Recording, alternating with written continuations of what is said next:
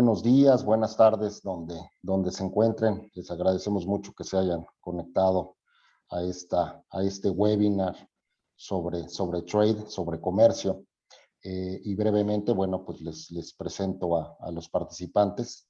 Está con nosotros Susana Muñoz. Susana Muñoz es socia de Vázquez Tercero y Cepeda. Ella tiene en su encargo la oficina de Hong Kong de esta oficina, y también dirige GBA LATAM en Hong Kong. Es presidenta de la Cámara de Comercio de México, Hong Kong, o Hong Kong, México, sin embargo, ella creo que nos está acompañando desde la Ciudad de México o desde México en estos momentos. También se encuentra con nosotros pues un invitado de honor, quien tengo el mucho gusto de tener con nosotros, que conozco desde hace muchos años, Jorge Miranda, que fue alto funcionario en la Secretaría de Economía, posteriormente se incorporó a la Organización Mundial del Comercio en la División de Reglas en Ginebra. Posteriormente regresó a Washington, donde estuvo en una firma de abogados muy prestigiosa, y ahora está también en otra firma de abogados de Washington, que es Cassidy Levy. Y pues Jorge, te agradecemos mucho que estés con nosotros. Es un gran conocedor de las reglas de comercio internacional. Y también está con nosotros... Gracias por la invitación. Muy amable. Y también está con nosotros pues Emilio Arteaga, quien es el artífice de este webinar, quien le agradecemos la coordinación, la organización, ponernos a todos aquí en sintonía. Él es socio de BTZ, de Vázquez Tercero y Cepeda, y está en la Ciudad de México. Y bueno, pues como ustedes saben, bueno, pues Vázquez Tercero y Cepeda es una firma de abogados que fundamentalmente nos dedicamos al tema de comercio e inversiones. Y pues para ya no perder más tiempo en presentaciones, vámonos directamente a nuestro seminario.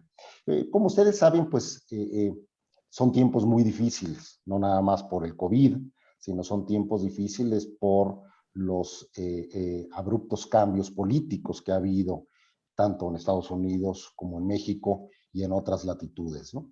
El impacto de China, tanto por el COVID, tanto como por sus políticas, y los conflictos que tiene Estados Unidos con China, pues hacen que estemos viviendo unos momentos verdaderamente críticos. Y entonces este Trade Talk o Trade Table tiene más que ver qué reformas ha habido. Lo que buscamos es cuál es la lectura de lo que estamos viviendo y hacia dónde vamos.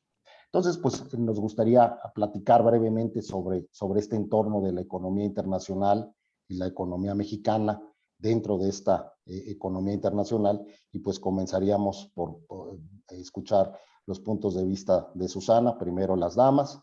Me gustaría escuchar, Susana, ¿cómo ves tú que se esté comportando la economía asiática hoy, en estos días? Por ejemplo, China hoy tiene un nuevo tratado de libre comercio, el RCEP. ¿Cómo lo ves? ¿Va a impulsar a las economías asiáticas?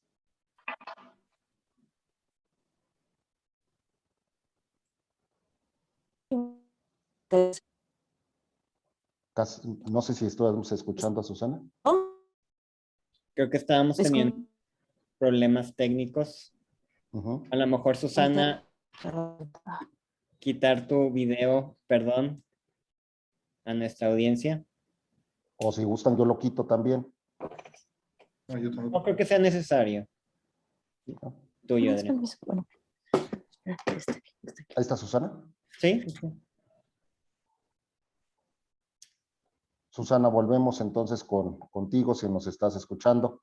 Si sí, me dan un par de minutos nada más para que me estoy cambiando de lugar para ver si tengo mejor recepción de internet. Regreso en un par de minutos, perdón. Claro que sí, claro que sí. Bueno, si gustan también podemos ir pasando a otra pregunta y preguntándole a Jorge, ¿no? Y regresamos a la pregunta que le hicimos a Susana más adelante. Pero, a ver, Jorge, a raíz de la guerra comercial que ha tenido Estados Unidos con China, y que ha continuado no solamente con Trump, sino que ha continuado ahora con la administración de Biden.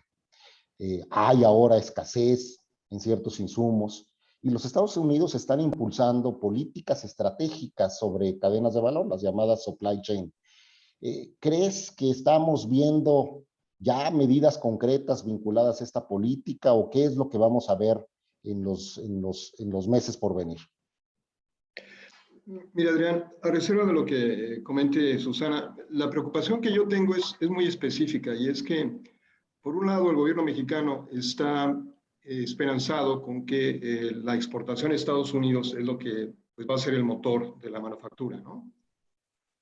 Al mismo tiempo que está arreando contra todos los inversionistas en el sector de energía y como voy a comentar más adelante, pues eso inevitablemente va a dar lugar a litigios comerciales con consecuencias funestas. Entonces, me parece que aquí se están contraponiendo dos situaciones, ¿no? Que se está esperanzado en el exportar a Estados Unidos al mismo tiempo en que se lanzan ofensivas contra los inversionistas gringos y pues esta situación no va a llegar a buen puerto, ¿no? Y eso me parece todavía peor dado el contexto, porque el contexto era precisamente para que México se ubicara como pues el lugar donde mucha de la inversión que está dejando a China se fuese a colocar, ¿no? Era el momento ideal para que eso ocurriera y aquí me parece que hay objetivos completamente contrapuestos en la política económica, pero se preferiría que Susana ahondara sobre otros aspectos de la misma pregunta. Claro, claro. Pues muchas gracias, Jorge. Pues volvemos contigo, Susana, para que nos platiques cómo ves este impulso de la economía, de las economías asiáticas y cómo se va a esto a tener un impacto, ¿no? en la guerra comercial a la que nos estábamos refiriendo hace unos instantes. Muchas gracias. Ahora sí, de regreso ya. Muchas gracias por la invitación. Y en efecto, creo que las economías asiáticas, bueno, como sabemos, recientemente se publicó el informe del Asia Development Bank del outlook económico para este año y para el 2022. Las economías asiáticas son de las pocas que van a estar reportando crecimiento este año. Se espera un crecimiento en la región del 7% y para el 2022 un 5.3%. Obviamente economías como China, que está creciendo al 8% este año, se pronostica, India 9.7%, obviamente son las que están llevando a la delantera, pero también países como Vietnam, por ejemplo, están reportando crecimientos interesantes el año pasado y este año. Vemos que muchas economías de Asia siguen teniendo esta política COVID-0, ¿no? De 0 casos de COVID, lo que hace que tengan varios lockdowns al año. Recientemente Vietnam acaba de salir del lockdown, Tailandia también tuvo un verano muy difícil con el COVID, Singapur está otra vez entrando una nueva ola con la nueva variante de Omicron.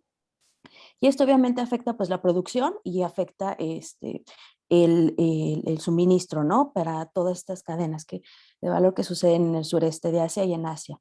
El caso muy específico también de China es importante porque China está cerrando varias ciudades, ha cerrado ya 64 64 ciudades al día de hoy en 5 provincias porque quiere un cielo azul para las Olimpiadas de invierno, ¿no?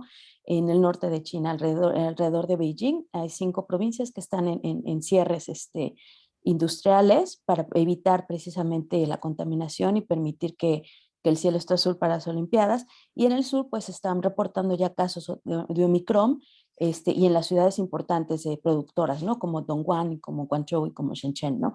Entonces, pues obviamente esto va a crear los mismos cuellos de botella que hemos tenido, ¿no? Cierres de fábricas, cierres de ciudades y bueno, la situación no se ve muy positiva, ¿no? En los próximos meses en el sureste de Asia. Creo que algo que también, bueno, comentaban el tema del RCEP, pues como hemos visto la integración de Asia, en especial del sureste de Asia, ¿no? ASEAN con el RCEP ha sido, bueno, previo al RCEP, pues ha estado sucediendo.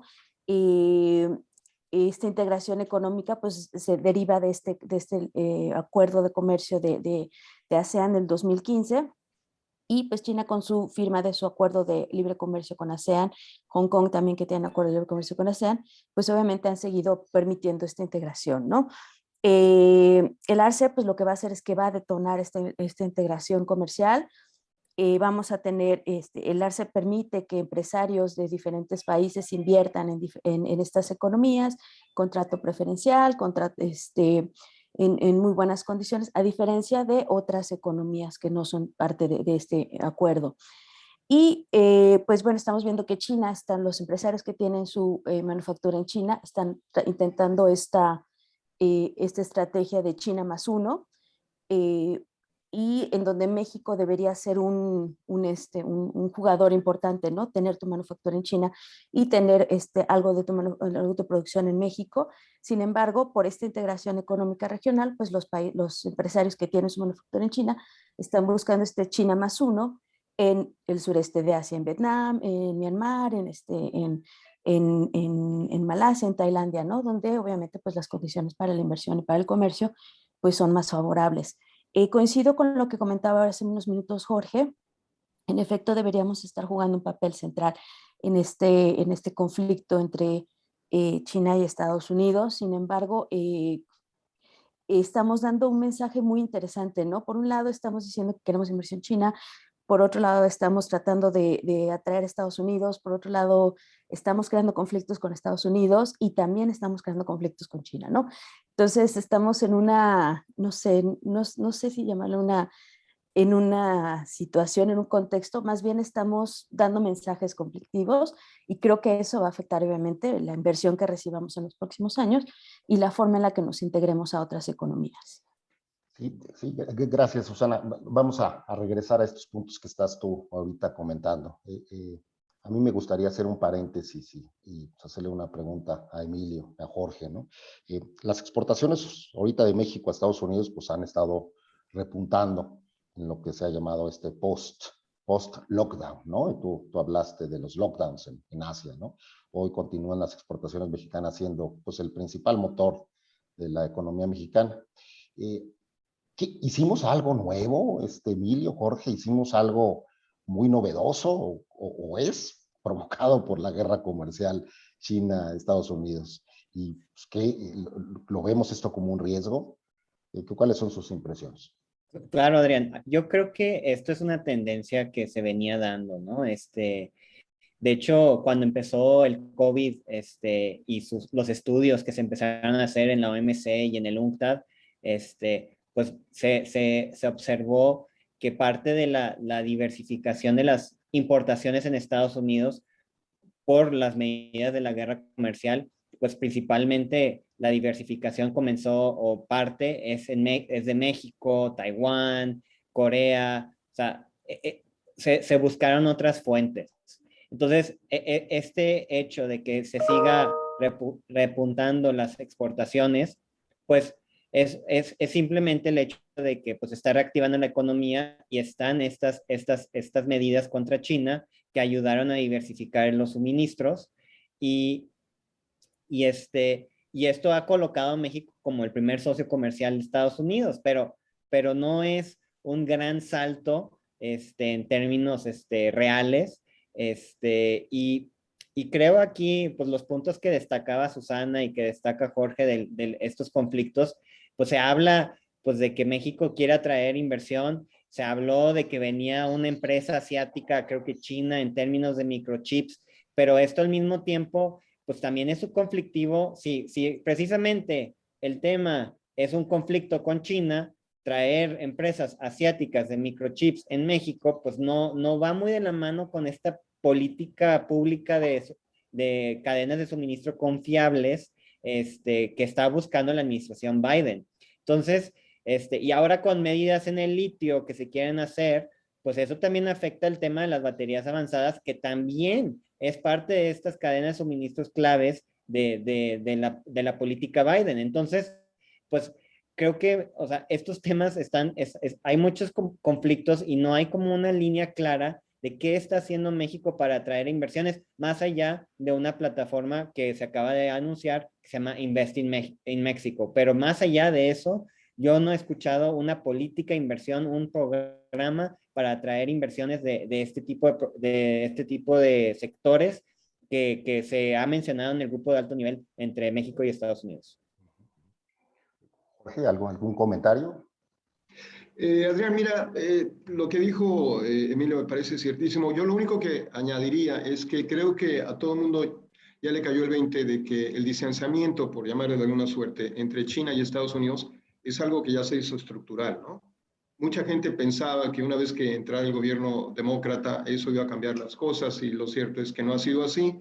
Como ustedes saben, pues los sindicatos son muy fuertes y están detrás de ambos partidos. Entonces, esta política o ese distanciamiento de China, pues es algo que ya realmente es una nueva realidad, ¿no? Creo que a todo el mundo ya le quedó eso claro, pero por lo mismo eso debería de, pues, generar una política a largo plazo de atraer inversión a China y como estamos diciendo, pues eso realmente no lo estamos viendo, ¿no? Hay pasos aislados aquí y allá, pero lo cierto es que no hay nada que se viera como un cambio, digamos, drástico, ¿no? En fin. Bien. Gracias, Jorge. Pues saltemos un poquito a temas que son, lo llamamos hot topics, ¿no? En el TEMEC, con el USMCA. Me gustaría ir contigo, Jorge. No te me vayas y contéstame algo en el siguiente tenor. A ver, dijimos, nuestras exportaciones han venido creciendo, pero por otro lado, y lo apuntó Susana, pues estamos adoptando medidas como contramedidas a esas exportaciones, ¿no? Por ejemplo, estas medidas gubernamentales en el sector energético, ¿no? Combustibles, electricidad. Esto afecta a las cadenas de suministro, lo estaba comentando Emilio. Pero esto está poniendo en riesgo las relaciones comerciales con Estados Unidos. Es decir, ¿habrá controversias comerciales pronto entre nuestras dos naciones? Sí, mira, Adrián, esa es una pregunta pues muy, muy pesada y quiero aclarar que yo hablo a título personal, no a título de mi despacho, pero pues se pueden decir un montón de cosas sobre lo que está ocurriendo, ¿no? Me parece que el problema más claro es que las acciones que está tomando el gobierno están desligadas de las obligaciones que tiene México en el TEMEC, ¿no? Ese es el problema. Pero quisiera ser muy específico al respecto. De nuevo, este es un tema que da horas para hablar, pero le pediría yo a Emilio, si es tan amable, porque yo soy un poco bestia para manejar cosas a la vez que estoy hablando. Si pudiésemos ver, por ejemplo, el artículo 8 del TEMEC, ¿no? Eso me parece muy, muy importante porque por ahí se ha dicho, no hay ningún problema con la política energética porque tenemos el 8 del TEMEC. Claro, la pregunta es, ¿qué dice el 8 del TEMEC? Si eso le da, por ser concretos, algún tipo de carta blanca al gobierno en cuanto al sector electricidad.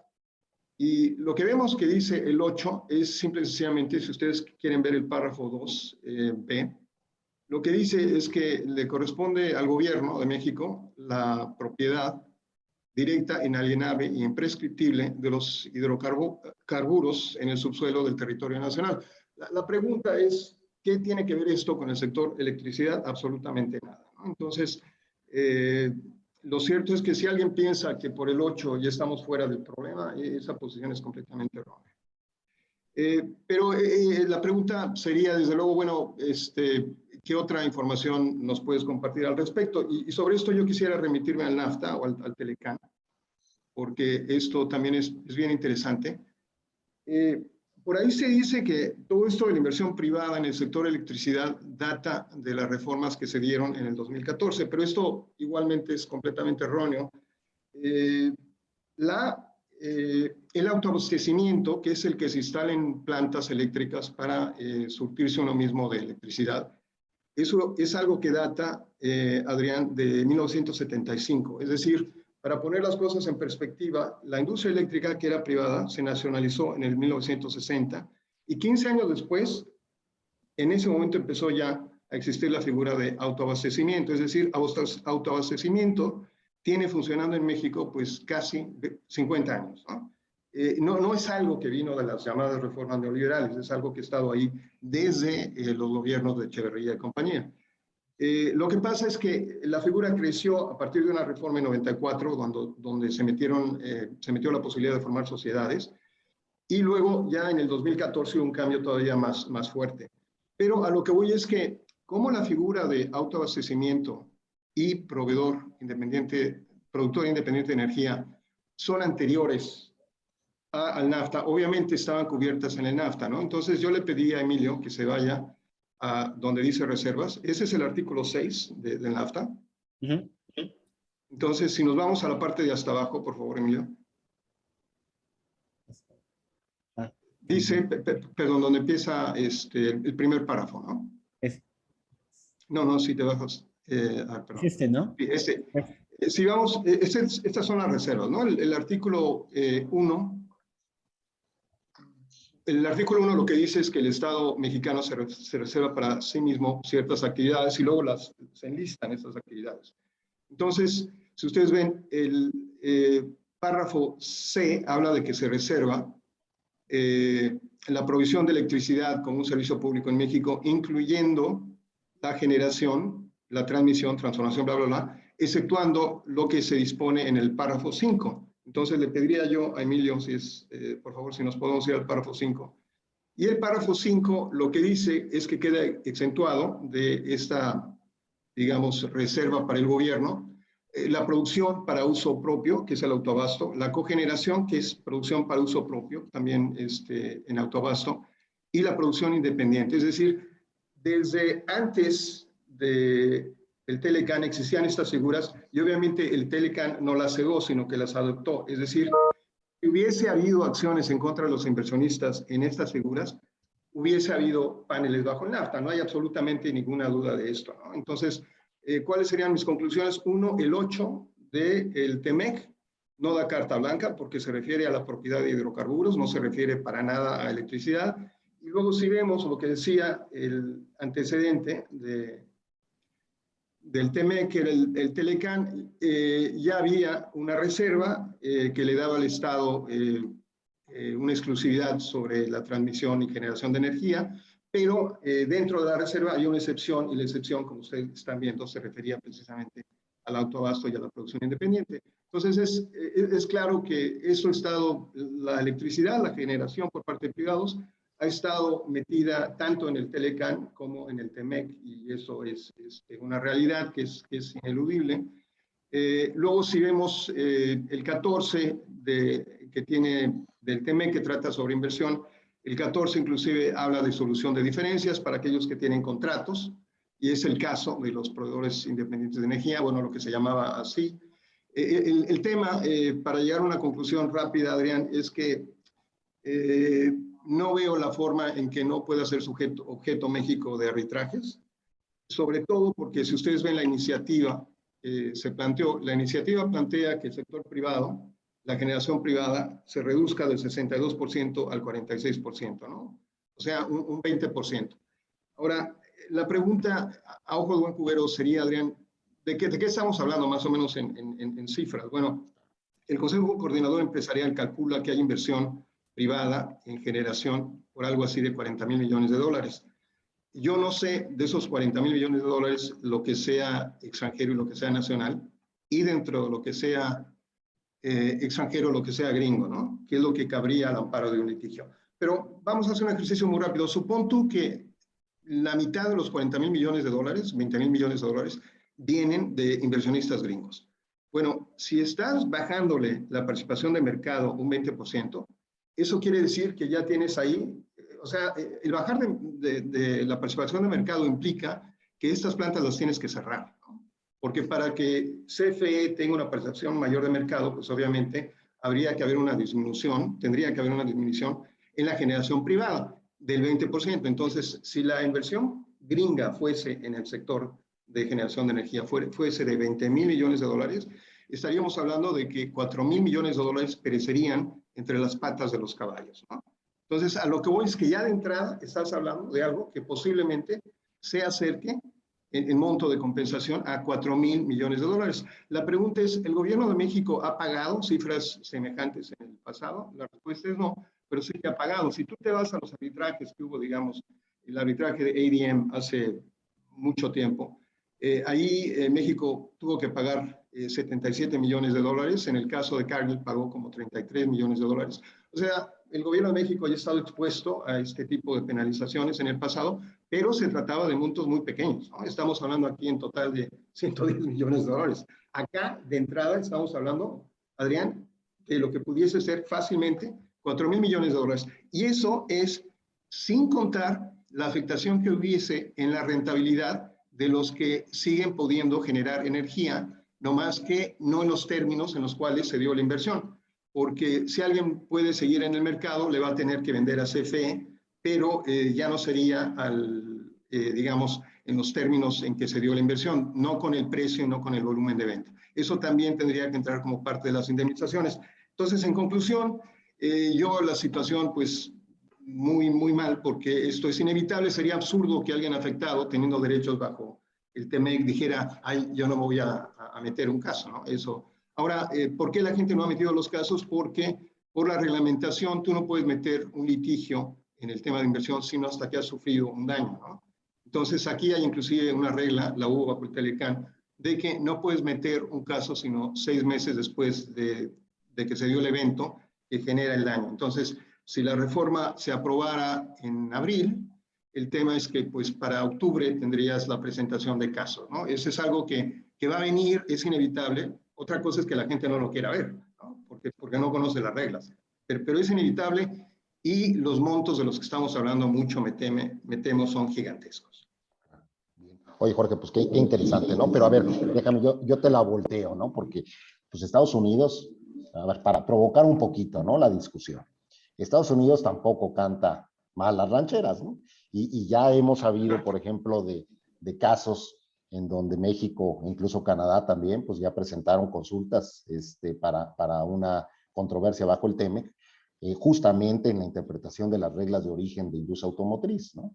Esta situación de que el valor de contenido regional tenga que contabilizar, pueda o no contabilizar el que tengamos un componente que ya cumplió con una regla de origen. El componente lo consideramos originario y entonces para efectos del valor de contenido regional, pues ese bien ya es originario. Dice Estados Unidos, no, tenemos que contar todas las partes que sean originarias y todas las partes que no sean originarias para esta interpretación del valor de contenido regional. No quisiera yo extenderme en esa situación de la interpretación, pero ya se está diciendo que Estados Unidos incumple ahí en una parte, ¿no? Entonces, por una parte México puede estar incumpliendo en sector energético, pero por otro lado, pues Estados Unidos pudiera estar incumpliendo en temas de industria automotriz, en donde pues es uno de los motores de la exportación mexicana, ¿no?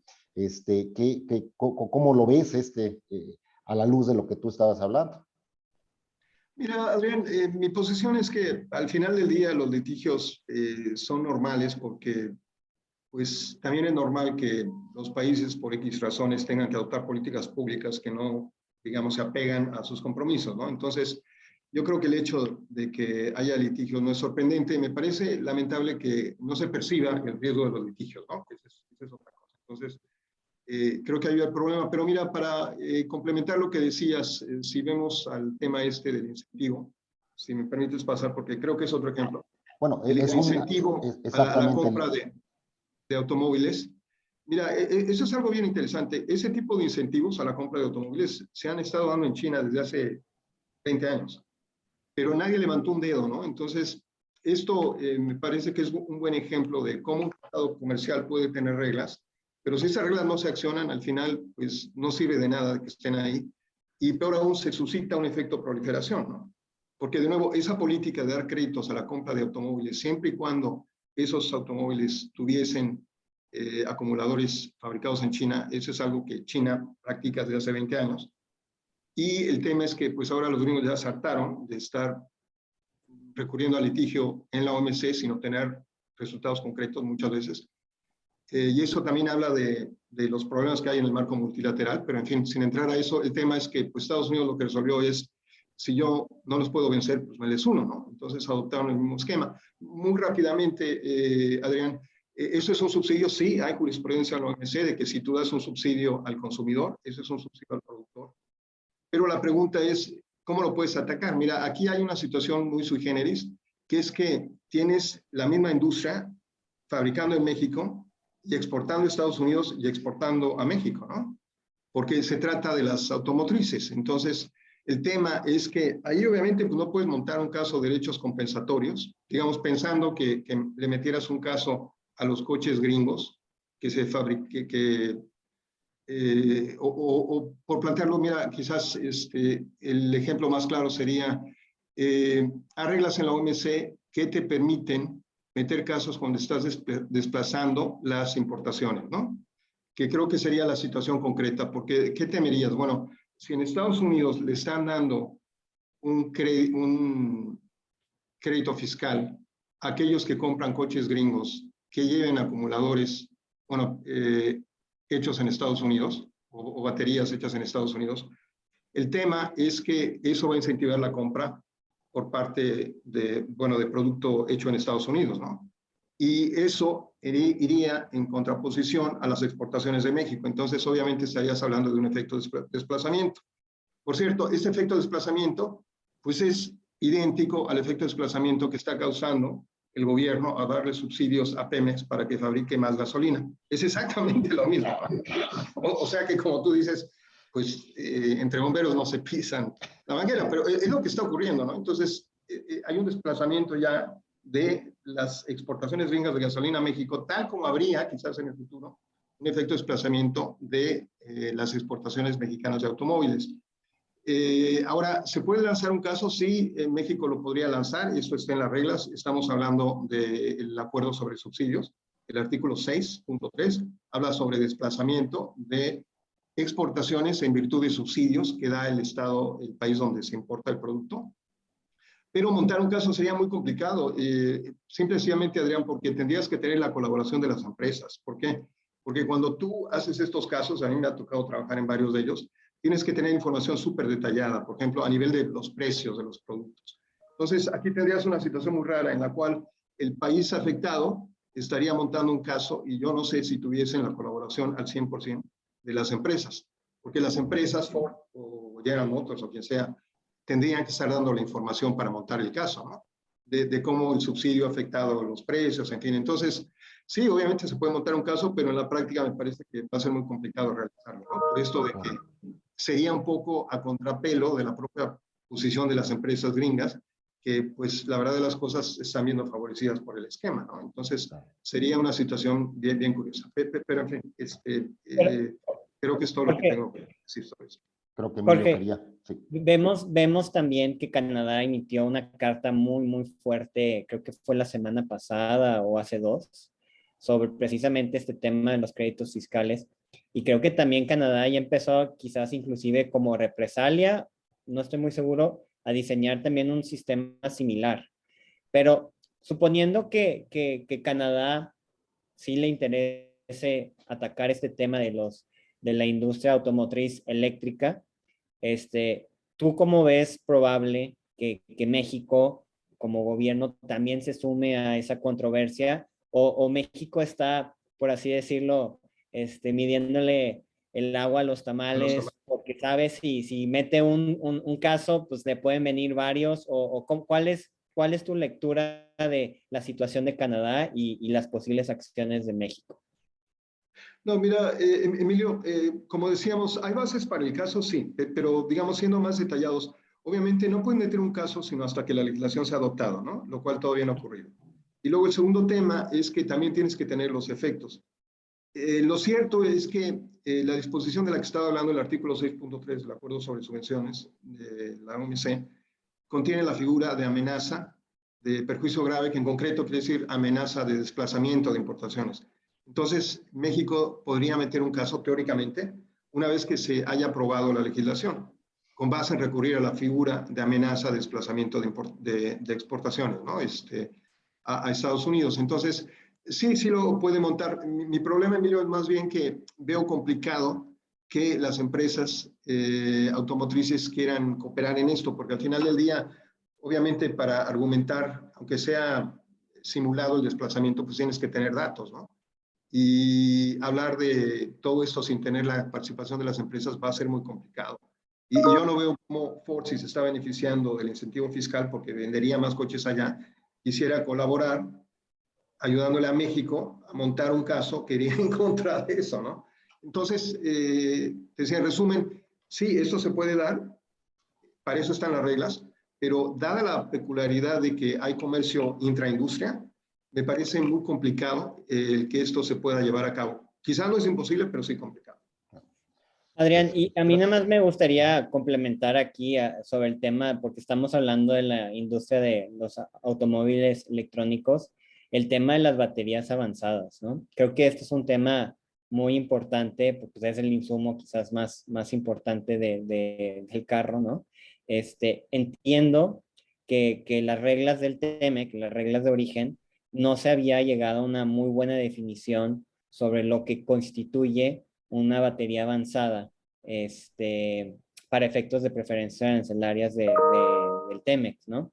Entonces, yo no estoy seguro si esto ya se resolvió con las reglas uniformes, la segunda versión que se publicó en junio, julio, y si no se ha publicado, pues esto puede ser también otro tema pues que va a estar candente pues en las mesas de negociación de la actualización de las reglas de origen para la industria automotriz y este es el futuro de la industria, ¿no? Y si tenemos estos problemas y seguimos sin una definición buena, pues cada país podrá a lo mejor, y Estados Unidos lo está haciendo, pues tomar su definición de que esta batería avanzada es originaria porque así yo lo definí, ¿no? No sé. Claro. Sí. No, y ciertamente, Emilio, no, esto no se corrigió en las en las modificaciones de las reglamentaciones uniformes, ¿no? Fueron prácticamente modificaciones de forma, no de fondo. Y bueno, en este tema, perdón, me salto un poquito del tema automotriz porque tenemos que ir avanzando, pero en este tema de las controversias, y a ti que te gusta el tema laboral, Emilio, cuando inició, entró en vigor el TEMEC, pues se habló de que lo primero que iba a venir eran los mecanismos de respuesta rápida, ¿no? En el capítulo laboral. Entonces, ¿qué ha pasado? ¿Cómo ves? ¿Se ha movido? ¿Ya tenemos controversias? ¿No tenemos? ¿Qué está sucediendo? Pues hubo dos controversias este año, o bueno, yo le llamaría 1.5 porque uno técnicamente podríamos decir que no lo fue, técnica o jurídicamente no lo fue. Y yo creo que en términos generales sí funcionaron, ¿no? O sea, el caso de Ford en Silao, se corrigió estos vicios en una votación del contrato colectivo y la titularidad de un sindicato. Entonces, yo creo que la empresa sintió el temor de que sus importaciones podrían estar sujetas al arancel de la nación más favorecida de Estados Unidos para sus pickups y desencadenó toda una acción del gobierno para mantener y mantener la votación en esa planta, ¿no? El otro caso que fue en Matamoros, pues el gobierno mexicano en su carta sí dijo que los eventos que se estaban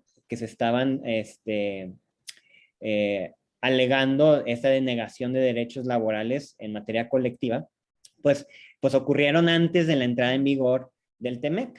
Es justo lo que Entonces, yo te comenté en alguna ocasión, ¿no? así es, así es. Y se comentó también en un panel ahí con el AmCham. Entonces, este tema, aún a pesar de que México dijo, oye, yo no voy a aceptar, pues no que aceptar, sino emitió esta carta y realmente el USTR y las autoridades americanas negociaron directamente con la empresa. Pues hemos explicado esto, si no nos han escuchado, pero el mecanismo de respuesta rápida es un mecanismo Estado-Estado, donde realmente no hay una participación sustancial o no se prevé una participación sustancial de las empresas en este mecanismo. Entonces, pues yo creo que el caso de Matamoros no es un precedente que se va a estar dando, o sea, va a ser un caso muy especial en el sentido de que USTR llegó con un acuerdo con la empresa y creo que se acordaron ciertos pagos de indemnizaciones a los trabajadores, se acordó ciertas medidas COVID, etcétera.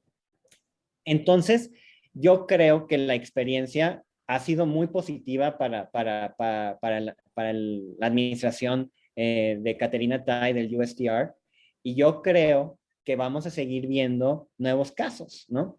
Es un hecho, a mí me consta por amigos y cercanos que que tenemos nuestros espías laborales, que no son espías, son los adjuntos laborales, y están preguntándole a los abogados laboralistas, oye, información sobre cómo es, sobre el estado pues, laboral en México, y no olvidemos que la reforma laboral, esta transición hacia registros de sindicatos y la votación, las votaciones, las elecciones internas, pues hay una fase y estamos avanzando, y hay un reporte ahí de una ONG que hablaba o que trataba en el sentido de que los estados más conflictivos son los últimos de esa transición.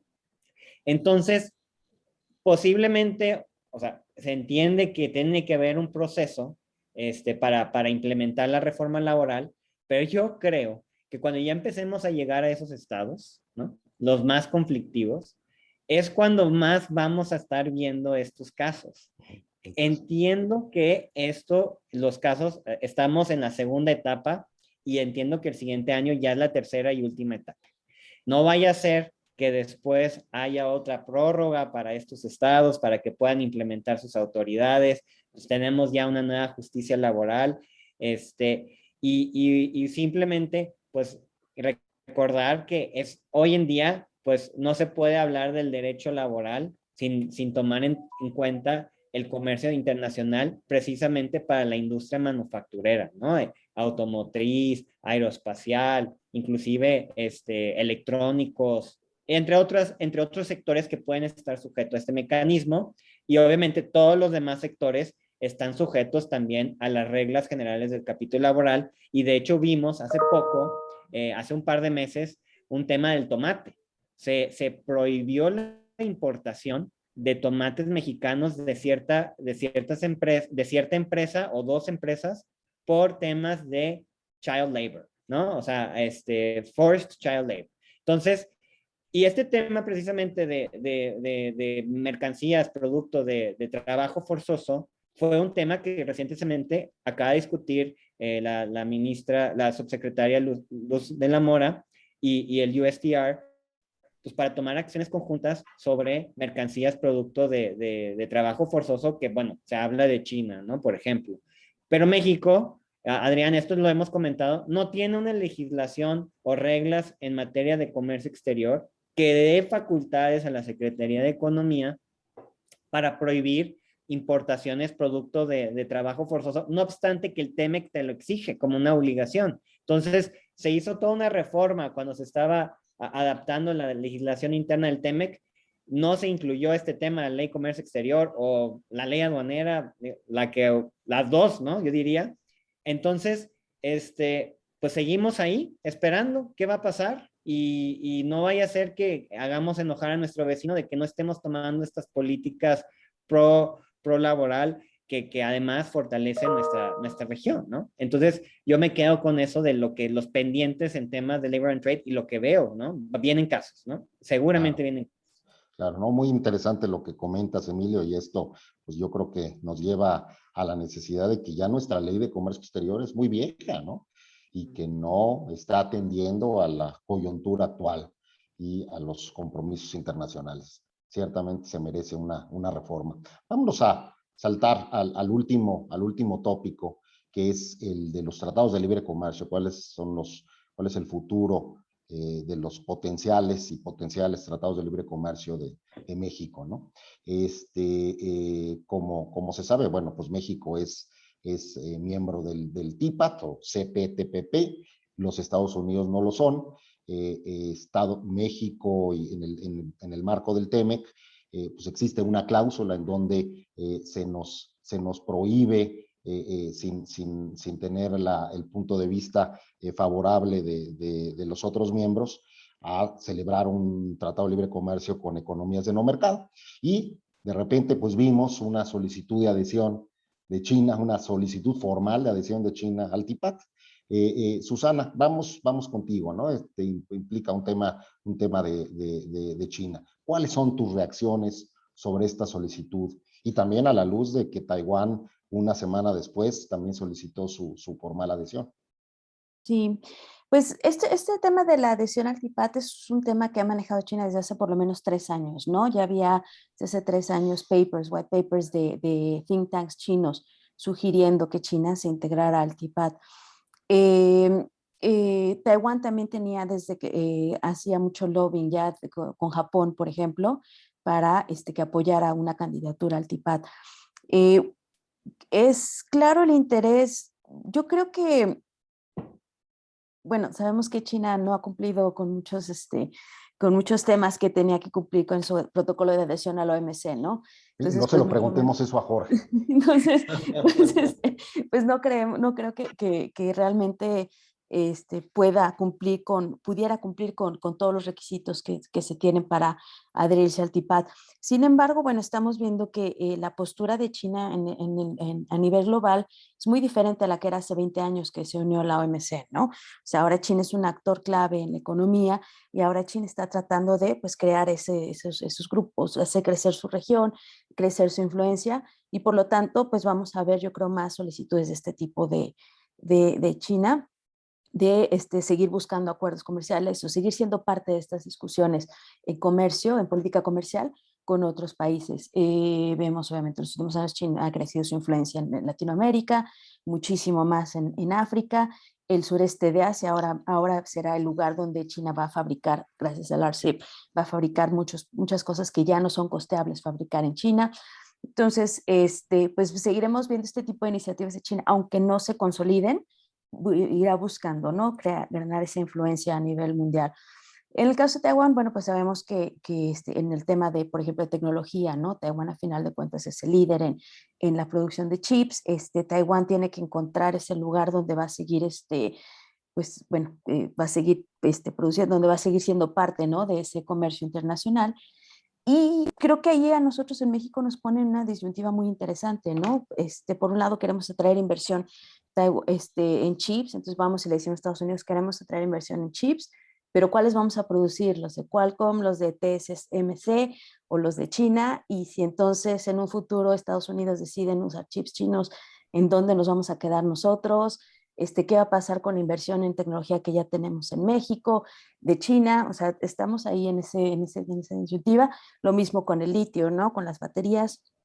Hasta que nosotros no tengamos una política industrial clara de hacia dónde va a ir nuestra industria y no nada más siguiendo lo que no nada más siendo como el lugar de manufactura de Estados Unidos, sino hacia dónde va a ir nuestra industria manufacturera que nos permita seguir estando a la vanguardia, ¿no? En los próximos años. Gracias, Susana. Y Jorge, más allá del cumplimiento de compromisos de China en el marco de la OMC, ¿cuál fue la reacción de Estados Unidos sobre esta solicitud de China? Porque vaya que sí es un tema, ¿no? Desde tú firmas Tratado de Libre Comercio con China en el marco del TIPA, te olvidas del TEMEC, ¿no? Y entonces México está como el sándwich, ¿no? Sí, es así, mira, de hecho, le quería pedir yo a Emilio, si es tan amable, de mostrar el texto del 32 del TEMEC. En un momento, Jorge. Porque ahí fue donde se metió la disposición que trata esta situación. Esencialmente lo que se quiere es bloquear que México y China o Canadá en su momento firmen un tratado, pero la primera pregunta es si el adherirte a un tratado ya existente, digamos, activaría esa cláusula, ¿no? Mi impresión es que sí, o sea, da lo mismo que China y México lleguen a un acuerdo bilateral o que China se sume a un acuerdo preexistente del cual México ya forma parte, ¿no? Está casi hasta abajo. Me parece que es el 10, 32-10, una cosa así. Está. Sí, sí, exacto, el 32-10. Entonces, como ves, bueno, no los voy a aburrir con los detalles del texto, pero si nos vamos todavía más abajo, Emilio, por favor. Perdón. Sí. Si vemos el párrafo 5, ¿no? Dice, bueno, si entra una de las partes a un acuerdo de libre comercio con un país con economía no mercado, esto le va a dar la base a las otras partes para que revoquen este acuerdo siempre y cuando haya una notificación previa de 6 meses y se llegue entonces a un acuerdo bilateral entre los que quedan, ¿no? Entonces la pregunta es si el CPTPP calificaría bajo esta situación. Mi impresión es que sí.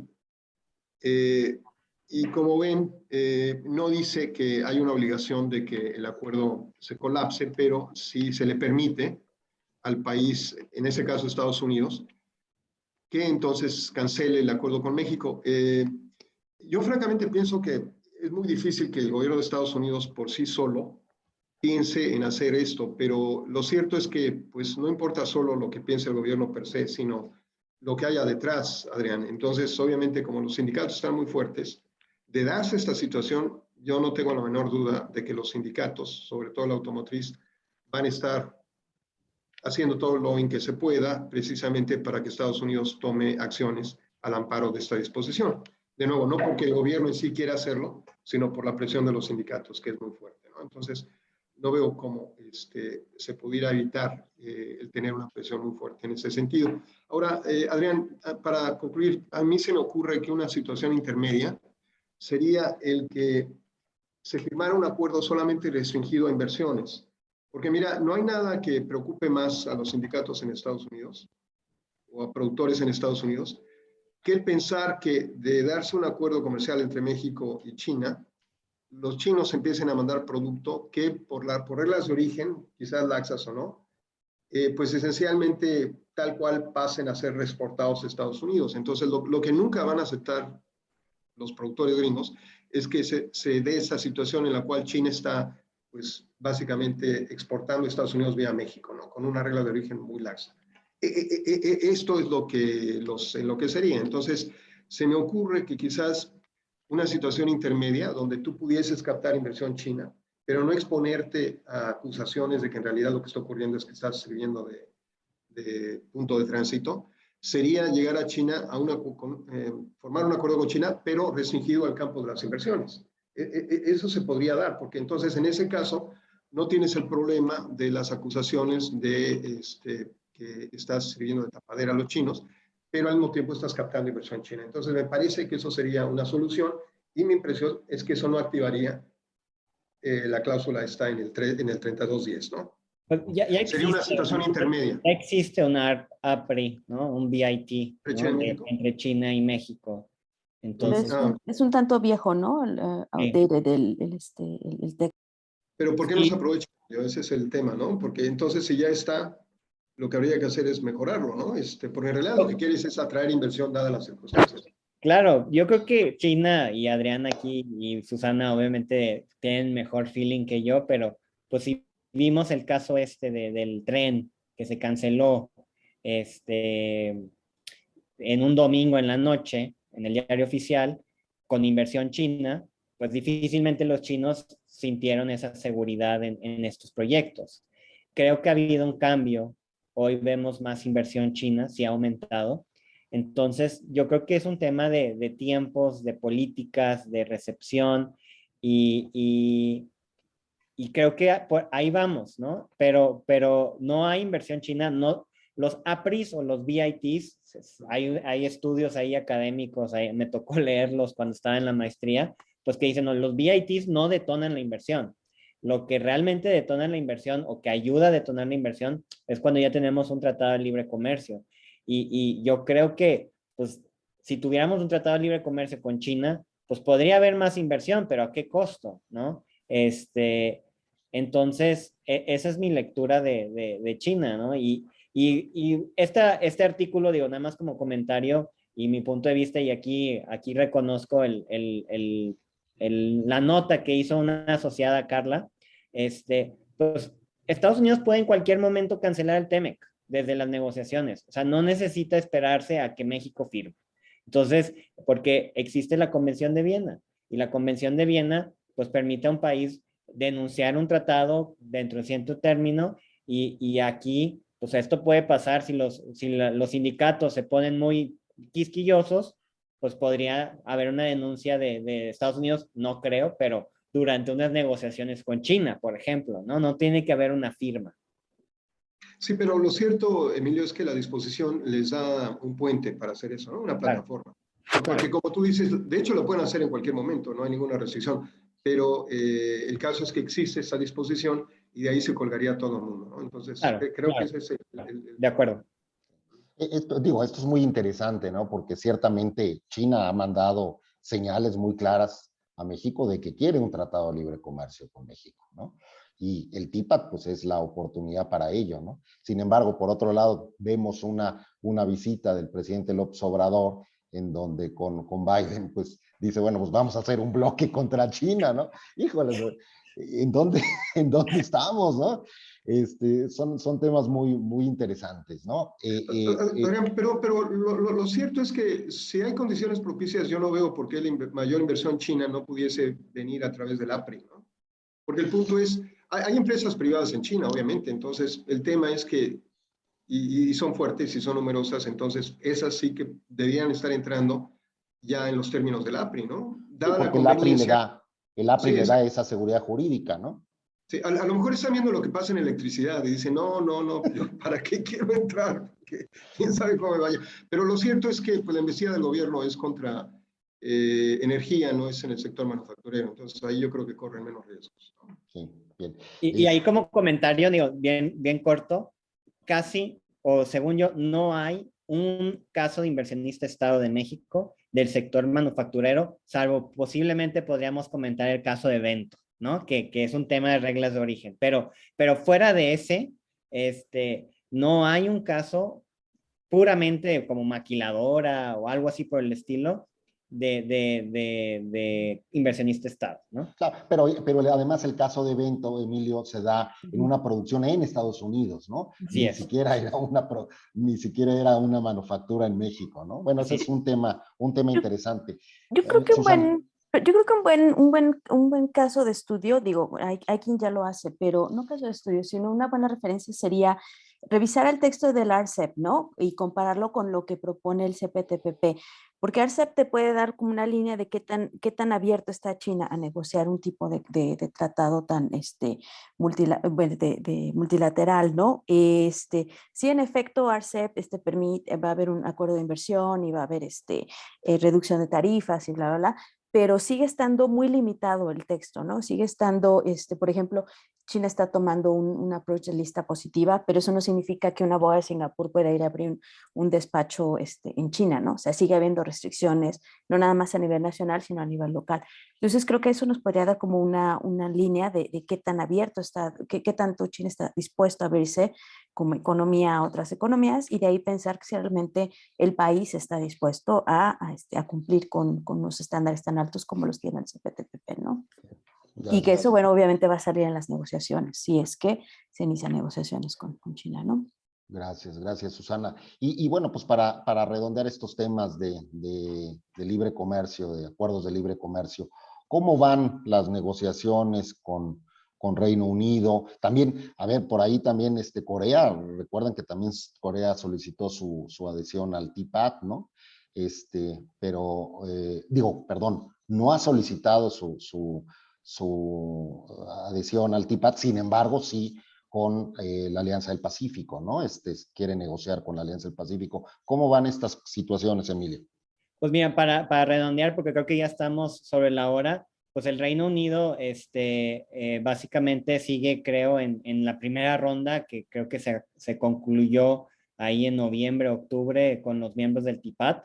Y entiendo que México y Reino Unido iniciaron negociaciones para un tratado de libre comercio, porque así está el acuerdo de continuidad comercial en donde se comprometieron a tener un tratado de libre comercio.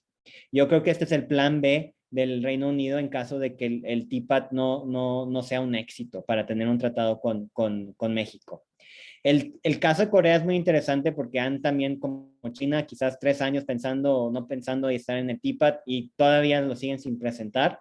Recientemente hubo un evento de Corea en México con el COMSE, en donde se hablaba de esta posibilidad de que Corea es el next online, ¿no? El siguiente que va a negociar, entiendo yo, la Alianza del Pacífico. Creo que Ecuador ya está a punto de ser parte de la Alianza del Pacífico. Entonces, pues México ya pronto va a empezar a posiblemente negociar un tratado o la adhesión de Corea en el marco de la Alianza del Pacífico, que quizás no es tan atractivo como el TPAD. Y esos son los posibles socios comerciales en un futuro inmediato o a mediano plazo. Adrián. Correcto. Pues bien, pues creo que con esto concluimos nuestros tres temas que queremos abordar con ustedes, y pues les agradecemos mucho que hayan asistido, que se hayan conectado. Esta va a estar grabada, nuestra plática de hoy, y también entiendo que Emilio va a estar dando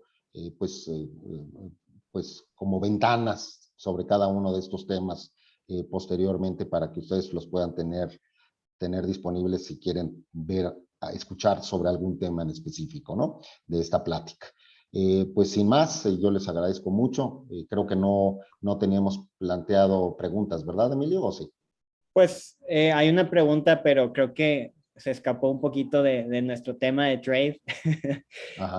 Porque el caso de Lion, pues es un caso de inversionista Estado y es un caso que tiene que ver más que nada con un tema judicial en Jalisco, ¿no? Unas cortes en Jalisco. Entonces, este tipo de casos, pues ya no van a volver a aparecer desde mi punto de vista, o es muy difícil que vuelvan a aparecer, porque la disposición de Fair and Equitable Treatment, pues está muy acotado a solamente estos casos que mencionó Jorge, estos casos que tienen un contrato público con el gobierno mexicano, como sucede en el caso en el sector eléctrico, el de hidrocarburos, en donde hay un contrato y son sectores muy específicos. Todo lo demás está limitado a tipo de claims, a las reclamaciones, y también a que hay un tiempo que tienes que iniciar acciones judiciales en México.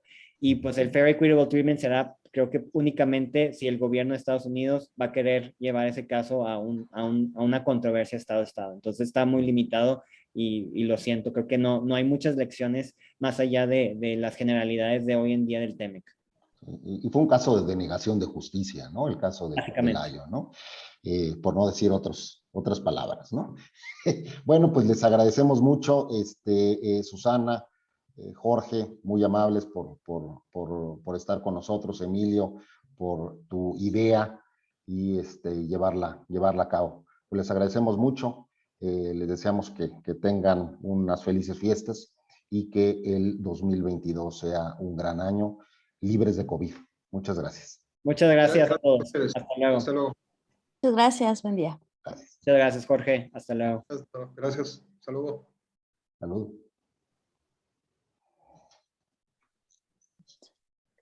Bye. Nos vemos al ratito. Sí.